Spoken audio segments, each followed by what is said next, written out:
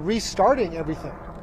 And to have two horrific shootings in our state, one in Monterey Park and then this one in Half Moon Bay, come on the heels of the Lunar New Year is just unimaginable.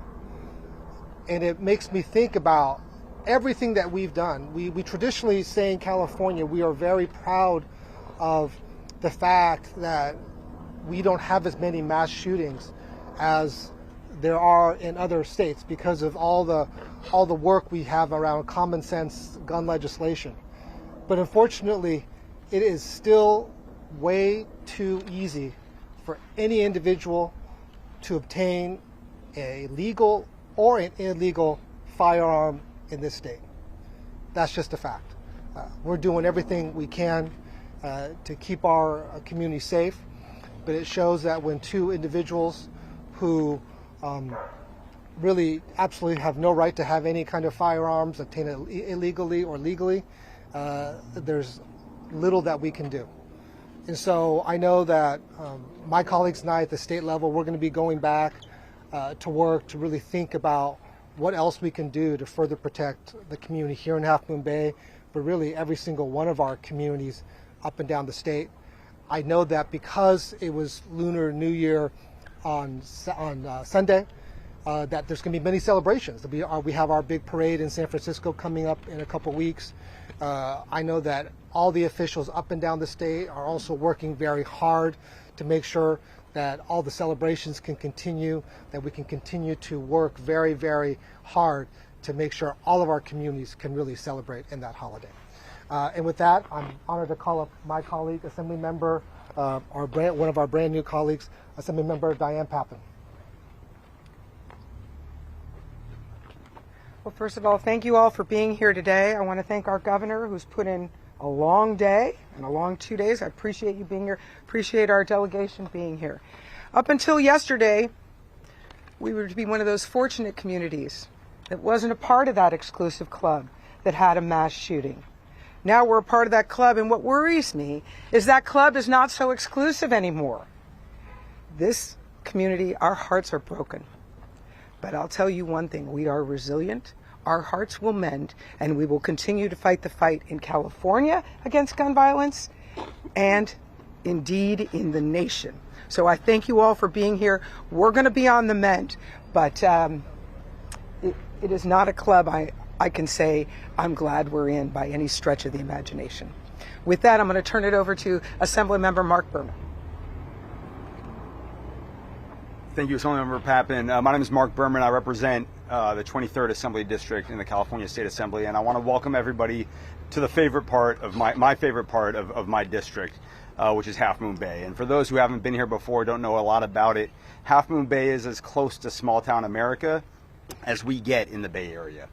It's 30 miles south of San Francisco. It's 30 minutes west of Silicon Valley. But when you get here, you feel like you're a million miles away from all those problems. And yesterday, those problems came crashing down. That sense of peace and tranquility here in Half Moon Bay, here on the coast side, was destroyed by senseless death, by a senseless mass shooting that should not have happened. And we have workplace disagreements all over the world. The Monterey Park shooting, we have relationship disagreements all over the world. But it's only in the United States where far too often those disagreements end in mass shootings. And we've done a lot in California to try to reduce gun violence. We've been successful at reducing gun violence, but there's clearly more that we need to do. So the state is going to do everything that we can. The coast side is strong. Half Moon Bay is strong. It's such a tight-knit community where everybody looks out for each other. And we are going to look out for them. And I'm grateful to the sheriff. San Mateo County is one of the best-run counties in the state. And they've already immediately deployed resources to those who need it, and will continue to all the community members who were impacted. And want to thank the governor for being here today, because I know he doesn't want to be here today, and he's tired of these types of press conferences. And we're going to continue to do more that we can to make sure that he doesn't have to go to many more of them in the future. And we, as Vice Mayor Jimenez said, we need to do more to support the farm worker community, and we will do more to support the farm worker community here in Half Moon Bay and the Coast Side and across California. And with that, I want to turn it over to State Senator Josh Becker, who represents Half Moon Bay in the State Senate. Hi, I'm Josh Becker. I represent the 13th Senate District. I want to first just thank some of the folks who have spoken here. I want to thank our council member, Jimenez, and the rest of the council. I want to thank our wonderful new sheriff.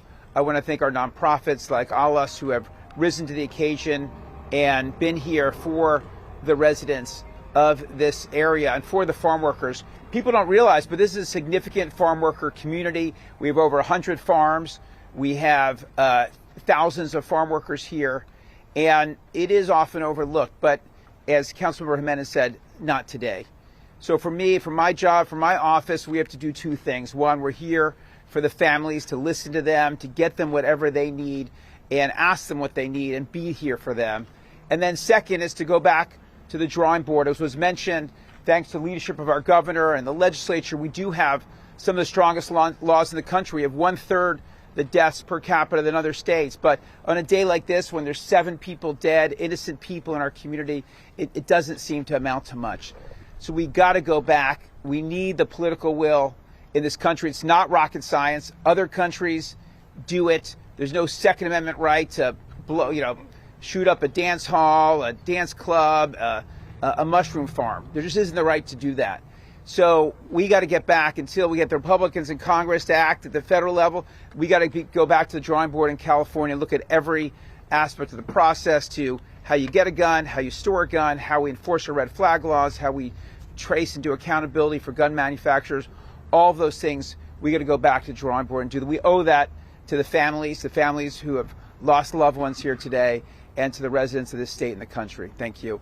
I'd like now to bring up a leader who has been here literally for decades, working on the coast, working on farm worker housing for decades, and a leader on gun violence issues in the U.S. Congress, Congressmember Anna Eshoo. Well, good afternoon, everyone. It seems to me that there is an irony that exists, and that is that really the least amongst us in this community are the ones that are the headlines today across the country, and I think around the world, and that is the farm workers. They were killed with purpose, with intent, execution style. And this community, California, and the country is reeling from it. We have unfinished business in our country to address gun violence, this workplace violence. And that unfinished business, until it is our finished business, there will be pain in many communities. I think in the name of the lives that are lost, that what we all have recommitted to in the last handful of hours, whether it's our extraordinary law enforcement, the elected officials, people in the community, recommitting ourselves to make good on that commitment to stop the gun violence in our country. I want to thank the governor for spending the better part of his day here. When I saw him, when I was starting to say goodbye, I didn't think I was going to see him again today, I said, I hope you don't mind my saying, I hope I don't see you for a while. But his presence is important. It's important because it's uplifting to the community.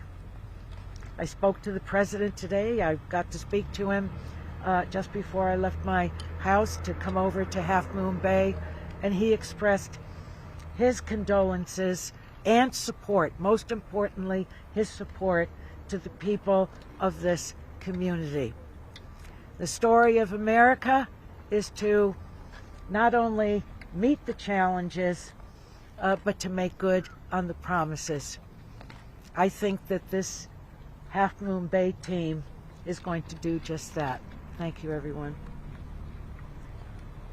The governor of the greatest state in the nation, Gavin Newsom.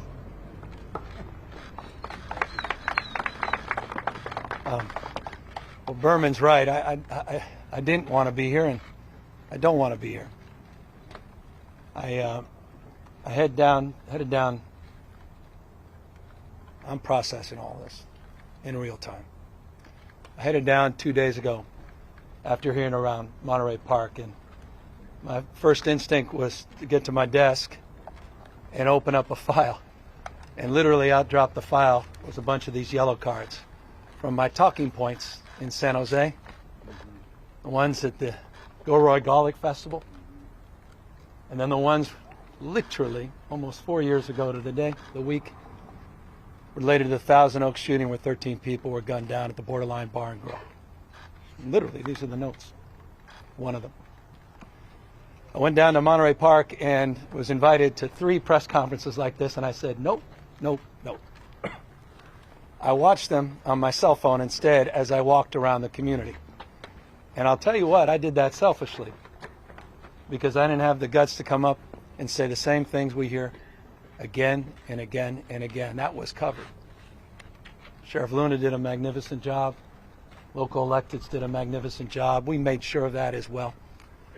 But I walked and listened, knocked on doors, walked into businesses that were still open and just listened to people.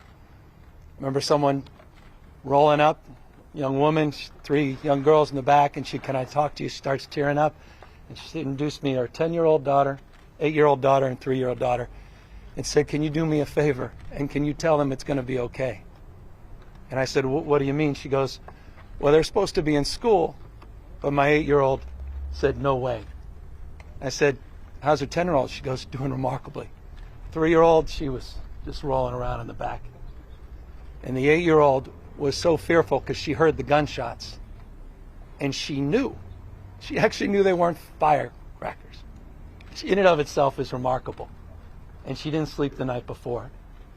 And I looked over at her and I said, it's going to get better. And all I thought to myself, if she was like my 8-year-old daughter, thank God she didn't do this. She didn't ask me to pinky promise. Because I wasn't so sure. Walked back the next morning, met with more merchants, visited the hospitals, met a young man on life support. Next morning I find out he passed away. I met someone in the hospital, and he said, hey, Governor, thanks for being here, but when am I getting the hell out of here? And I said, well, let's get the doctor. He says, no, I'm going to be fine. His leg was shattered by the gunfire.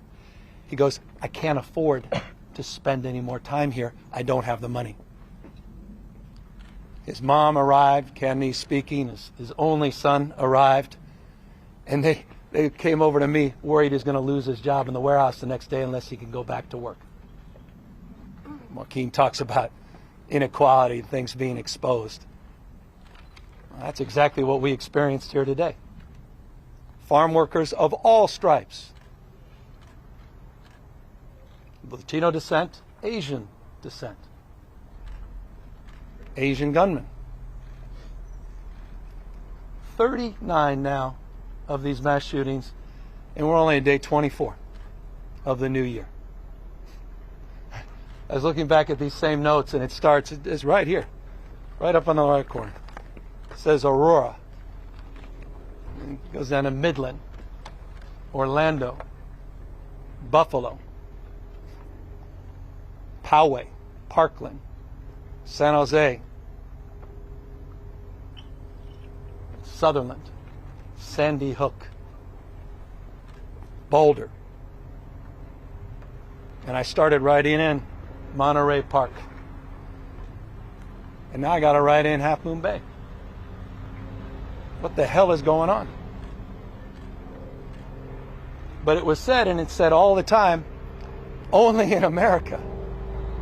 Only in America. Number 1 in gun ownership, number 1 in gun deaths. It's not even complicated. And guess what? This happened on our watch. Society becomes how we behave. We've allowed this to happen. Doesn't have to be this way. Wasn't always this way. A few decades ago, we didn't experience these kind of things. we've allowed this to happen. And I feared 2 days ago that Monterey Park would give way to other headlines. Little did I know I'd be up here to give away 2 or 3 days from now to whatever the headlines will bring. Meanwhile, the trauma and the damage, the devastation is felt for generations in some cases. Communities being torn asunder, no one feeling safe. All those farm workers, like, can I get a job someplace else? I can't go back. And by the way, some of you should see where these folks are living, the conditions they're in. Living in shipping containers, living in shipping containers. Folks getting $9 an hour. You want to verify the California minimum wage? Not $9 an hour. No health care, no support, no services, but taking care of our health, providing a service to each and every one of us every single day. So this whole thing is just a stacking of issues that come to the fore. But the one common denominator are these damn guns. I got no ideological opposition to someone owning a gun responsibly. But what the hell is wrong with us that we allow these weapons of war and large capacity clips out on the streets and sidewalks? Why have we allowed this culture, this pattern to continue? What happens in every one of these cases, I watch those same evening newscasts you do. Well, we couldn't solve for this with this particular law. We can solve for a pattern. We get so consumed by an incident that we lose sight of the pattern. I'm proud of California. Don't think for a second this state has stepped aside. We've taken responsibility. We believe it's decisions, not conditions, that determine our fate and future. We've led the nation. We've led the national conversation in gun safety. No state in America has done more than the state of California. And the data bears out the efficacy, the success of gun safety. Gun safety saves lives, but notably, not in every case. No one's naive. So don't point to that as proof of its failure. Quite the contrary. Gun safety saves lives. The modern gun safety movement started with a guy named Ronald Reagan. Republican Party should look that guy up. 1967. The great leadership here in 1989 with the assault weapons ban, led by Senator Feinstein a few years later after another tragedy in 101 California in the 1994 assault weapons ban. That worked. That worked until it expired in 2004, and we started to see an increase in mass shootings. We've led the nation on background checks, closing loopholes. We led the nation on red flag warnings. We led the nation on waiting periods. We led the nation across a series of gun safety measures, and the data bears it out. We've seen a 55% reduction in gun deaths when we initiated those progressive reforms from 1993 to 2017. And you look at our gun death rate, it's 37% below the national average. Gun safety works. We will not back away from that resolve. But we can't do this alone. And with all due respect, we feel like we are. And this is where, and forgive me, what the hell do I have to lose? Well, you just got to call some folks out. I'm still waiting for Kevin McCarthy, the leader of the House of Representatives, who purports to represent the people of the state of California, a proud and remarkable district in Kern County. We haven't heard one damn word from him. Not since Monterey Park, not what happened here, not one word, not one expression of prayers even, condolences, nothing. And it surprised nobody. Where's he been on gun safety reform? Where's the Republican Party been on gun safety reform? They blocked it every step of the way. One state can't do it alone. Shame on them. And shame on those that allow and perpetuate that to be rewarded politically. Shame on them. Shame on these judges that are rolling back the laws that we've established in the state of California. Shame on them. You deserve better. We deserve better. And so I'm here processing, like all of us, the absurdity, the theater. Look around. of absurdity. Only in America. And I'll close on this. Really hit home to me today, meeting immigrants from China. And their translator didn't even know how to translate these words. When the gunfire occurred, they were witnesses. Their friends got shot, killed. They went over, people had been shot, and they thought they were acting. They'd never heard a sound like that. They'd never seen a scene like that. They didn't even know how to comprehend a gunshot wound. It's not something they ever experienced. They don't even know how to comprehend that. Only in America do we see this kind of carnage, this kind of chaos, this kind of destruction of communities and lives and confidence and a sense of safety and belonging, which we all yearn for, regardless of our political stripes or our lot in life. So thank you to the first responders, the rock stars behind us, the paramedics that were on the scene. We pray for this one individual, and it was because not just of prayers, but a couple of young men behind me, that if he survives, he will have survived because of their extraordinary work. Thank you to that young man, that 26-year-old Brandon and I met yesterday.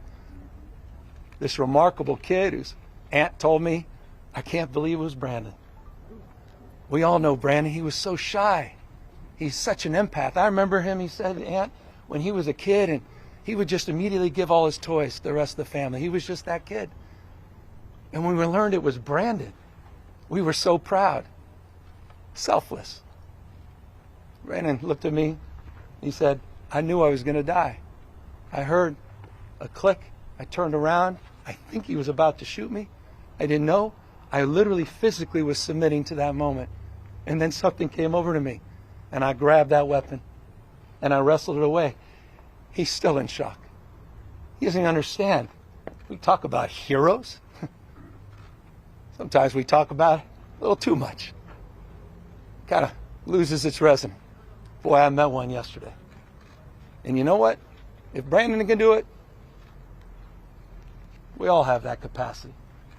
And so it's in that spirit, Joaquin's spirit, and the other electeds that said it. Thank you to the community for not giving up, not giving into this cynicism.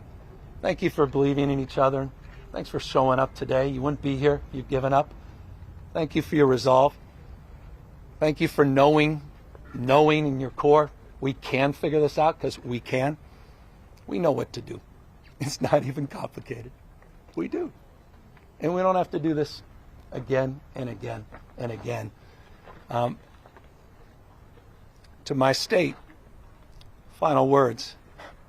We were here just a few days ago with Congresswoman and the President. 22 days, 32 trillion gallons of water. Mother Nature's fury unleashed. This community, communities across this state. It's been a hard month and a half. I'm mindful of that. After 2 years of all that stacking of stress with COVID and feeling isolated and disconnected, I'm so proud of California. I'm so proud of all of you. I mean it. So when Anna Eshoo says this is the greatest state in the union, man, she means that. And I feel that. I couldn't be more prideful to represent you and to have 4 extraordinary kids that want to grow up feeling safe, feeling embraced, feeling protected, feeling connected, and feeling respected. Thank you all for being out here today, and thank you remarkable leaders behind us, including the sheriff and her team, have done a magnificent job. We're all here to take any questions. Governor, twice in 48 hours you're speaking to the families of victims of a mass shooting. What do you say to those families in this moment? We have your back. You matter. We care. We're here when you leave. Cameras turn. You're off to the next. We'll have their back. I'm really proud of this, and thank you, Sheriff, for acknowledging. Thank you to the Budget Chair, Phil Ting. I mean, what we've done in the last few years to address Asian hate, we're not reacting to it. We've been leading the nation in that respect. The money we put up for victim services, I'm proud of that. So we're well resourced. We were making that place known, those investments known down in Monterey Park with the county sheriff. They had $8.7 million directly to take care of that man that said, I can't afford my hospital bill. We said, we got your back, don't worry. Those resources are there. I see the city administrator here, 2 remarkable supervisors. They've been writing checks directly to some of the folks that were impacted.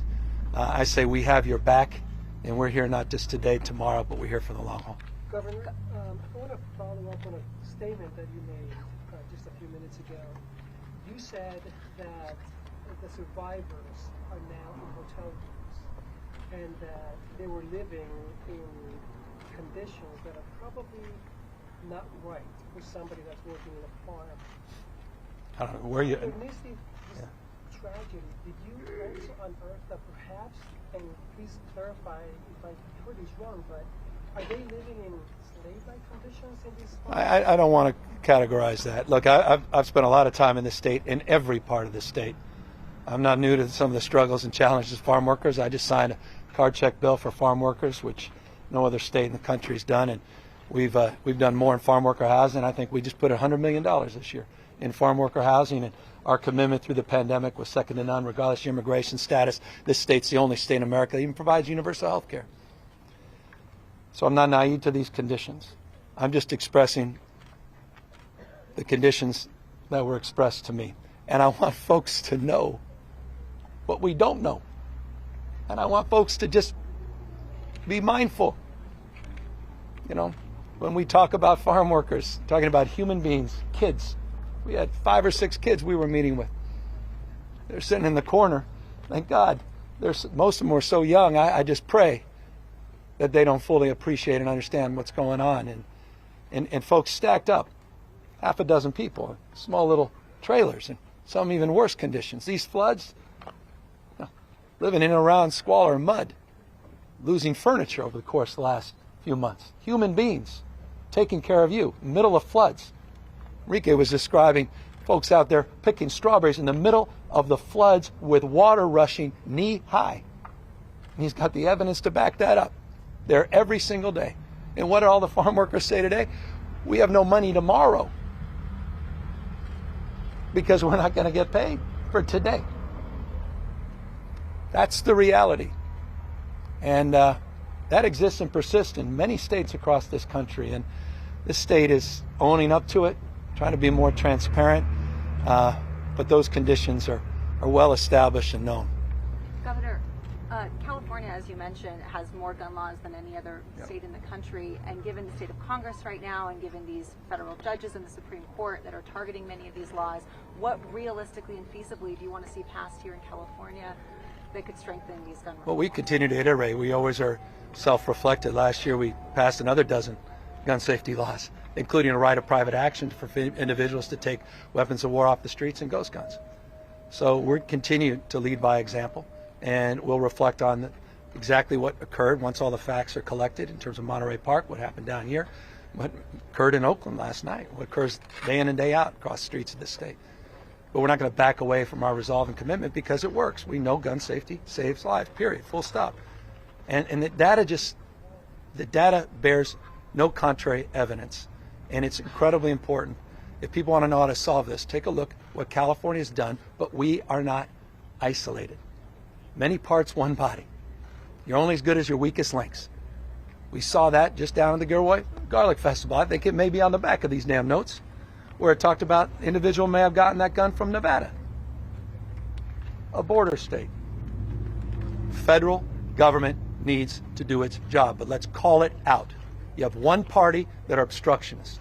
You have a leader of that party from the state of California hasn't said a damn word about these mass atrocities in his home state to farm workers he purports to lay claim to care about.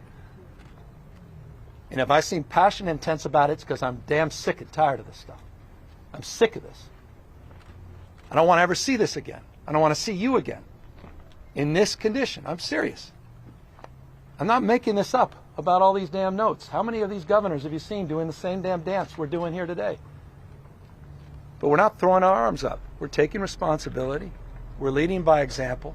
But I'll tell you what, unless there's a pattern interrupt and we start calling people out by name, Judge Benitez, by name, Judge Nelson, I know that may not be becoming, but I'll tell you what, this isn't becoming. I'm not interested in the status quo ante anymore. Do your damn job. You care about public safety? BS. Unless you are addressing the #1 cause of death for children last year, and that's guns. Don't lay claim you give a damn about public safety. All those people on Fox Primetime. Really? Crime's your #1 issue? You're not going to deal with the leading cause of crime, which is guns? And you still think people should have large capacity magazine clips and weapons of damn war? What frauds. Absolute frauds. Governor, what's your sense of what California specifically helping or is going to help the farm workers from Asian and Latino descent that are undocumented? What is the state of California going to do? Well, we've done it across, well, first of all, we have universal health care, regardless of your immigration status. We have very intensive programs for farm workers that are well established, that have gotten strengthened because of our COVID protocols, including our harvest to housing programs, including the farm worker housing budget that we passed last year, the intensive services that are provided through extraordinary organizations like ALIS and others that are supported at the county level. We help support the counties in those efforts. We continue to do more as it relates to the unionization to give these workers a voice, and we signed that landmark bill last year for farm workers to organize, which may be the most potent and powerful answer to your question. So this state has a myriad of strategies and interventions, and we have a lot more work to do. Governor, the one that you spoke with that was very worried about is paying for the hospital bill. He obviously was not aware of universal health care, so tangibly, how do you get that message to each and every one of them? Oh, we have a lot of work, and we're in the process of implementing it. He wasn't aware of the victim services. Turns out he does have Medi-Cal and does have that support, but there may be some copay issues, and we'll help address that. That's the last thing someone as a victim of violence should be worried about at that moment. They should be worried about their health and their family's health, and we're going to make sure we're there for them. Governor, many of these farmer workers have no rights at their workplaces. I'm sorry? Many of these farmer workers have no rights at their workplaces. They're mistreated by the bosses, and they just don't have the courage to speak up because they don't document it or because they don't speak the same language. And they go to this type of organizations, but not all of them have access to organizations, because this is not the only farmer workers community here in California. There are so many. So what are you going to do to ensure their safety at their workplaces? Because this could have been prevented. It may be so one that knew that person spoken out. We're going to have to do more to fund programs like ALIS. We're going to have to do more to do the kind of outreach we've been doing, the community-based organizations all up and down the state of California. Things that we initiated at a new scale during the COVID efforts. We have to continue to do that across the level of supports beyond just the pandemic. And we're in the process of doing all of that. We provide free legal services. We provide all kinds of supports that are unique in the United States, including the kind of supports that we're offering as it relates to addressing a fundamental issue, and that's housing. And housing scarcity is a problem all across this state. And I think that the challenge is, for some folks, you shut these places down, they got no place to go either. And they have no income, no support. These are complicated issues, and no one's naive about that. And we're addressing them is much or more than most states. But again, we have a responsibility to scale these efforts. Well, that's done in a culturally competent way at the community level. And that vision that the state has is realized hyper locally. And that's, with humility, I say that. I'm very mindful of that. That for us just to pass a program doesn't solve a problem. It's the point you were asking as it relates to health care. No one knows they have the rights or access or has the confidence. We've got to meet people where they are. And that's why programs like ALIS are so important. Governor, you said there was a farm that was paying its employees $9 an hour. Yeah. Is that correct? That's correct. Do you mind expounding on that? I'll just leave it at that. I mean, guys, come on. That's which one? There are probably 100 of them. I mean, there are probably 600 of them. Within, there are bad actors out there. There are good actors out there too. There's some incredible ag leaders in this community. Incredible ag leaders that raise the bar for everybody. And they're bad apples.